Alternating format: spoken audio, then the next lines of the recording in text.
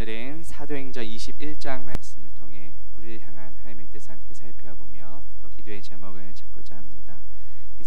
사도행전은 예수님께서 승천하시고 또 오순절 성령님께서 강림하신 그 이후에 예루살렘에서부터 시작된 교회가 이제 유대와 사마리아를 거쳐 온 세상에 확장되는 초대 교회사의 기록입니다.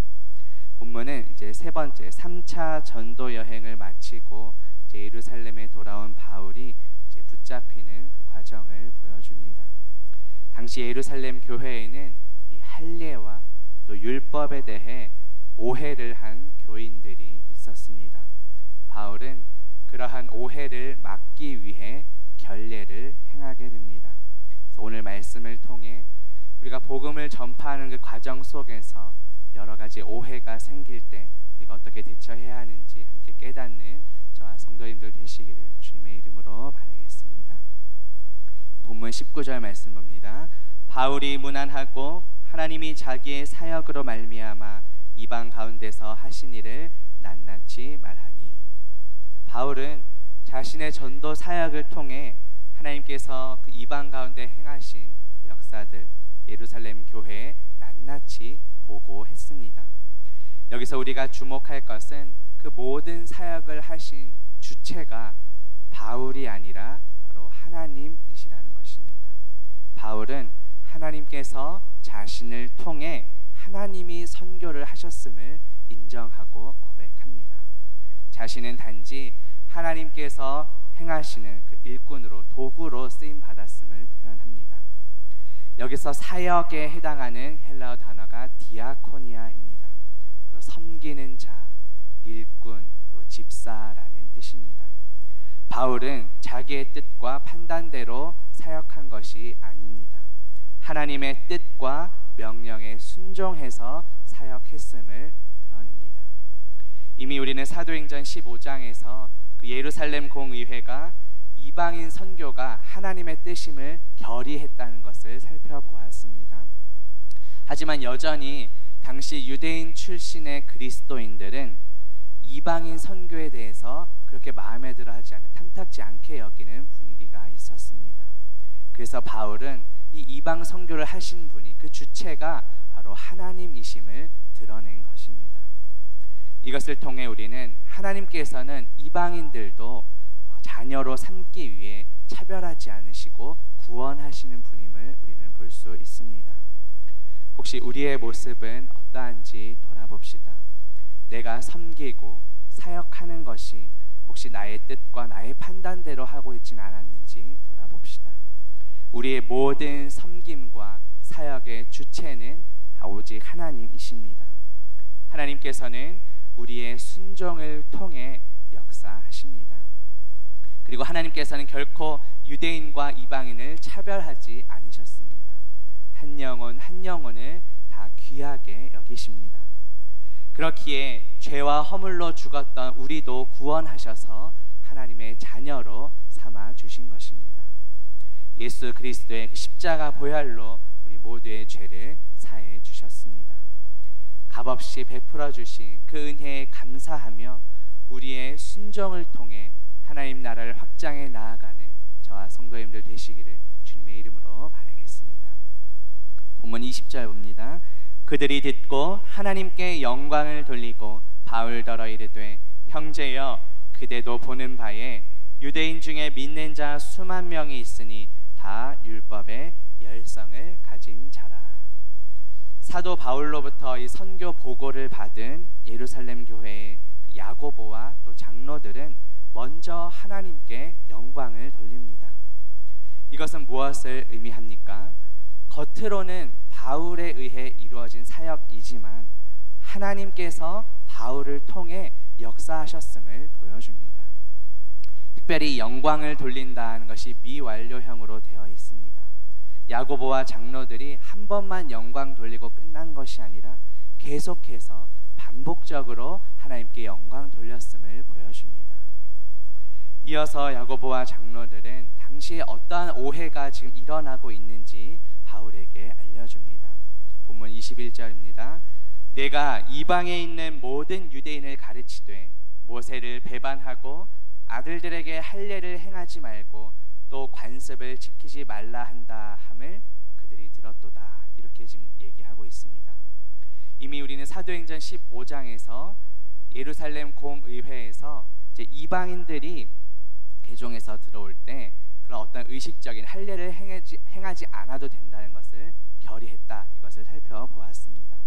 그런데 그러한 그 결정을 못마땅하게 생각한 유대인 출신 그리스도인들이 있었습니다. 그들은 여전히 그 이방인들이 개종할 때 율법을 지켜야 된다, 할례를 행해야 된다 계속 강조를 했던 것입니다. 그래서 그것이 필요 없다고 얘기한 바울에 대해 심지어 적대감도 가지고 있었습니다. 그래서 바울이 아예 율법을 폐기한 것처럼 오해를 했다는 것이죠. 모세를 배반했다 이렇게 표현하고 있습니다. 유대인들은 모세가 가르친 그 할례를 지키지 못하게 하는 것은 곧 모세를 배반한 것이다 이렇게 오해를 했던 것입니다. 당시 유대인들은 이처럼 그 할례를 하나님께 선택받은 그런 표시로 겉으로 드러나는 증표로 이렇게 생각을 했습니다. 그런데 바울은 어떠한 가르침을 주었습니까?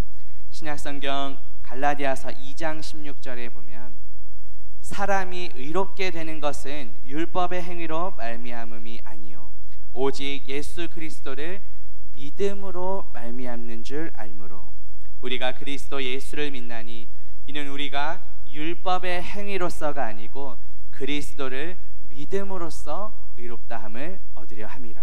율법의 행위로서는 의롭다함을 얻을 육체가 없다. 이렇게 바울은 분명히 가르쳤습니다. 그렇기에 이 유대인 출신 그리스도인들은 바울의 가르침을 보며 오해를 했던 것입니다. 하지만 그것은 진짜 오해였습니다.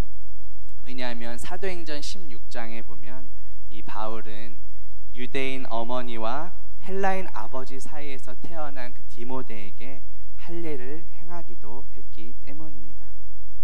그렇다면 바울의 가르침은 무엇입니까? 예수 그리스도께서 그 구약의 모든 율법을 성취하셨기 때문에 오직 예수 그리스도만을 믿으면 충분하다는 것입니다. 믿음 외에 이 할례라고 하는 추가적인 조건이 전혀 필요가 없다는 것입니다. 그런데 당시 유대인들은 이 바울에 대해 오해하고 있었습니다. 그래서 이 야고보와 장로들은 그 오해를 풀기 위해 바울에게도 결례를 행해달라 이렇게 요청한 것입니다. 본문 24절 보겠습니다. 그들을 데리고 함께 결례를 행하고 그들을 위하여 비용을 내어 머리를 깎게 하라. 그러면 모든 사람이 그대에 대하여 들은 것이 사실이 아니고 그대도 율법을 지켜 행하는 줄로 알 것이라고 말씀합니다. 바울이 결례를 행하고 또 다른 결례를 서원했던 사람들의 비용도 대신 내주어서 바울이 모세의 율법을 그냥 폐기한 것이 아니라 존중하고 있구나를 보여주자는 것입니다. 야고보와 장로들은 이 바울이 결례를 행함으로써 바울도 율법을 잘 지키는 사람임을 유대인들에게 보여주고자 했습니다. 이 결례라는 것은 부정을 제거하고 정결하게 할 때 행했던 규례입니다. 그리고 이 행한다라는 것은 원칙에서 조금도 벗어나지 않는 것입니다. 그 기준에 일치한다는 것입니다. 이것을 통해 그 야고보와 예루살렘 교회의 장로들은 그 바울이 유대인 출신 그리스도인들로부터 율법을 잘 지키는 사람처럼 보여지기를 바랬던 것입니다. 그렇다면 우리는 이러한 바울의 태도를 어떻게 바라보아야 할까요? 신약성경 고린도전서 9장 20절에 보면 유대인들에게 내가 유대인들과 같이 된 것은 유대인들을 얻고자 함이요 율법 아래에 있는 자들에게 내가 율법 아래에 있지 아니하나 율법 아래에 있는 자같이 된 것은 율법 아래에 있는 자들을 얻고자 함이요 라고 말씀합니다. 얻고자 계속 반복하고 있습니다. 바울은 한 영혼이라도 더 구원하고 더 얻고자 하기 위해 이러한 선택을 했던 것입니다. 유대인들의 그 오해를 막고 또 그들이 복음을 잘 받아들일 수 있도록 하기 위해서 결례를 그렇다고 해서 바울이 그 진리 자체를 왜곡하거나 타협했던 것은 결코 아니었습니다. 우리가 구원받는 것은 오직 예수 그리스도를 믿음으로 받는 것입니다. 믿음 외에 어떤 할례나 기타 다른 조건들이 전혀 필요가 없습니다. 하지만 바울은 당시에 일어나고 있던 그 공동체 지체들의 오해를 막기 위해, 그러므로 한 영혼이라도 더 얻고자 하기 위해 행했던 것입니다. 그렇다면 이러한 바울의 모습을 우리는 어떻게 적용할 수 있을까요? 물론 예수 그리스도를 믿음으로 구원받는다, 이 진리 자체는 결코 우리가 왜곡시키거나 타협해서는 안 될 것입니다. 그러나 혹시 믿음이 연약한 지체들이 오해를 하거나 또 실족할 만한 상황이 생긴다면 우리는 그 진리의 범위 안에서 자유함을 누릴 필요가 있습니다. 그리고 그 모든 것은 한 영혼이라도 더 얻고자 하기 위해, 그 목적을 위해서 우리가 행하는 것입니다. 진리 되시는 그 예수 그리스도를 우리가 담대히 선포하되, 동시에 공동체의 연약한 지체들도 실족하지 않도록 배려하며 섬길 수 있는 저와 성도님들 되시기를 주님의 이름으로 바라겠습니다. 기도합니다. 하나님 아버지, 오늘 말씀을 통해 바울이 유대인들의 오해를 풀기 위해 결례를 행했던 것을 살펴보았습니다. 구원은 오직 예수 그리스도를 믿음으로 받는 줄 믿습니다. 그 믿음 외에 그 어떤 조건도 필요하지 않은 줄 믿습니다. 아무런 자격 없는 우리에게 독생자 예수 그리스도를 보내셔서 값없이 구원의 은혜를 베풀어 주시니 감사합니다. 받은 은혜에 감사하며 우리의 순종을 통해 하나님 나라를 확장해 나가게 하옵소서. 그러나 때로는 그 복음 전파의 과정 속에서 오해가 생길 수 있음을 보게 됩니다. 진리 되시는 예수 그리스도를 담대히 선포하되, 동시에 연약한 지체들이 실족하지 않도록 배려하며 섬길 수 있는 우리가 되게 하옵소서. 예수 그리스도의 이름으로 기도합니다.